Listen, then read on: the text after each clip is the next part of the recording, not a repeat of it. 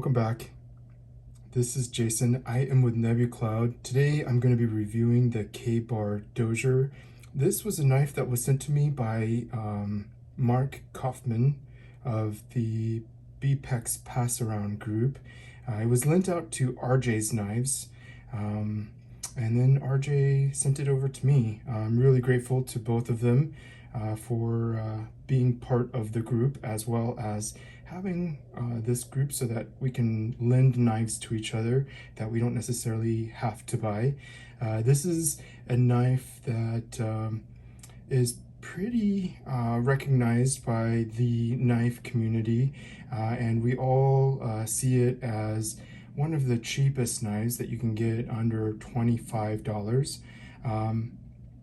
But I don't necessarily know about carry wise for EDC, everyday carry. I am going to talk about the strong suits on this knife, as well as some of the challenges that it has in this modern era. But let's go over the materials very quickly. We have this FRN material for the handle, and they have a variety of colors. I think it's awesome that Mark chose this black and red color theme. Now with this knife has actually been around since around 2002.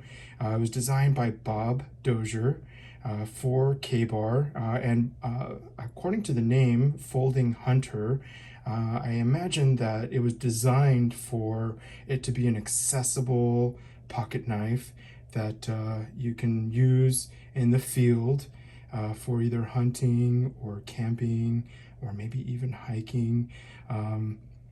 It's a good knife, but I think in the modern era it does definitely have some challenges. Let's go over the knife itself. First off, this knife is made in Taiwan, and I think it's very well done as far as the quality and fit and finish. We have a one-sided deployment method, which you can either roll out or you can flick out. It's only one-sided. It runs on washers. I don't even know what kind of washers, so I think it runs on washers. We have an AUS8 blade steel. This one has been coated.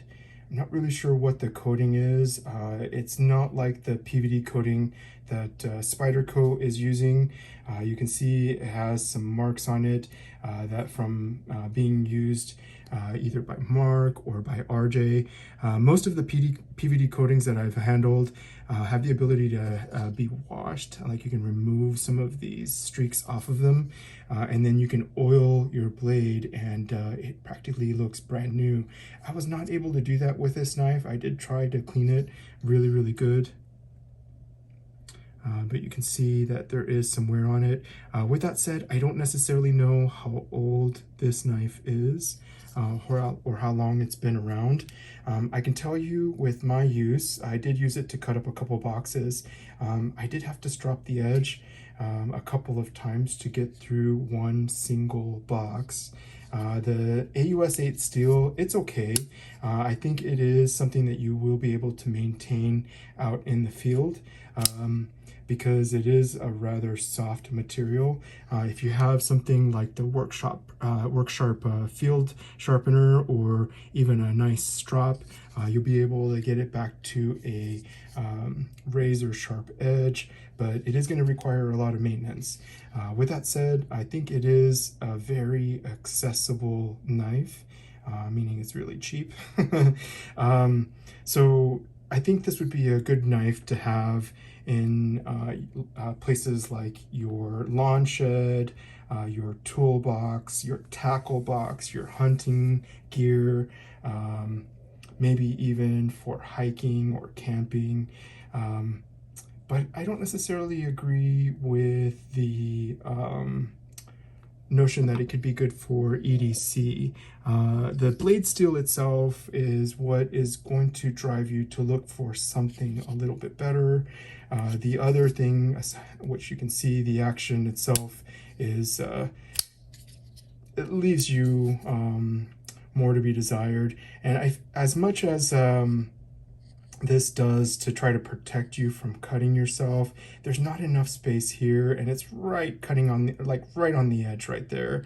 I kind of feel like if you aren't holding the knife properly, chances are you could cut yourself with this knife, and I don't necessarily like that. That's another factor that I take away from it for EDC.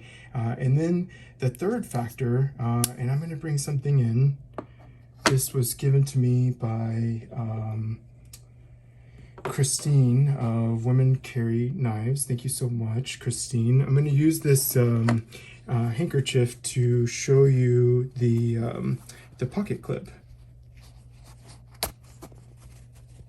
So you'll have approximately, you know, half an inch, a little bit more than half an inch sticking out of your pocket, depending on what jurisdiction you live in. That could potentially be okay or not.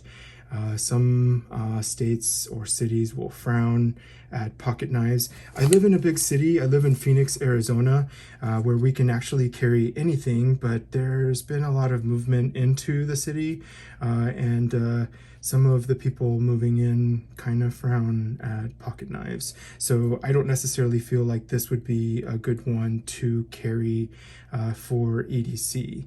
I think it's a good one, as I said, for like your toolbox, or your tool shed, or maybe as a secondary that you hand out, because I think as far as the slow roll and two-handed closure deployment methods, I think this would be an easy knife for a non-knife user to be able to use.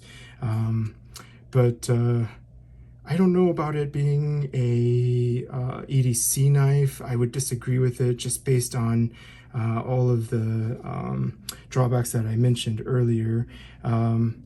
I feel like K-Bar does have an opportunity to update this knife, and they did do a small update where they released a version with D2 steel, but the overall design, pocket clip, and everything is the exact same. And I feel like they could do a little bit better. One of the knives that, to me, that kind of challenges this knife to be a good EDC would be the CJRB RIA, which you can get for approximately $10 more.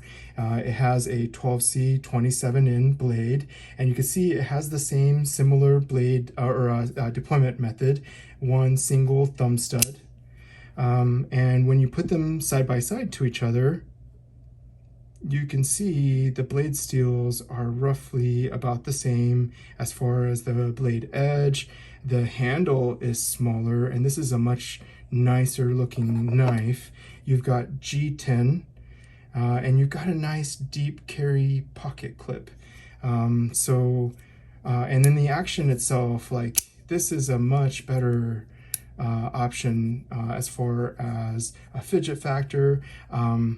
I don't know about this knife. I feel like for $10 more, you can do a little bit better. And for $30 more, you can do even better. This is the Asher Knife Picket. Of course, it does have the flipper, but again, I just want to show you, just for size comparisons, you've got an S35V in blade. This is a $50 knife here in the United States. So for $50 versus $22, you can get a much better blade steel, and it's even, in my opinion, a much nicer looking knife, a sleeker looking knife with much better materials. So I don't necessarily feel like this would be a good knife for EDC purposes. I will celebrate it though as the cheapest knife that you can get, under $25. And I feel like it might be a good knife to hand out. It might be a good first knife for a teenager, although I'd be more tempted to give them a CJRB RIA instead. It's an okay knife. I think for $22, you are getting a lot, but I don't necessarily feel this will be something that would satisfy you for EDC purposes. I feel like you could definitely do better. So that's all I have to say for this particular knife. Thank you guys so much for watching. I'm going to finish off with a little bit of some production video. I hope you enjoy it. Thank you guys so much for watching. Until the next time.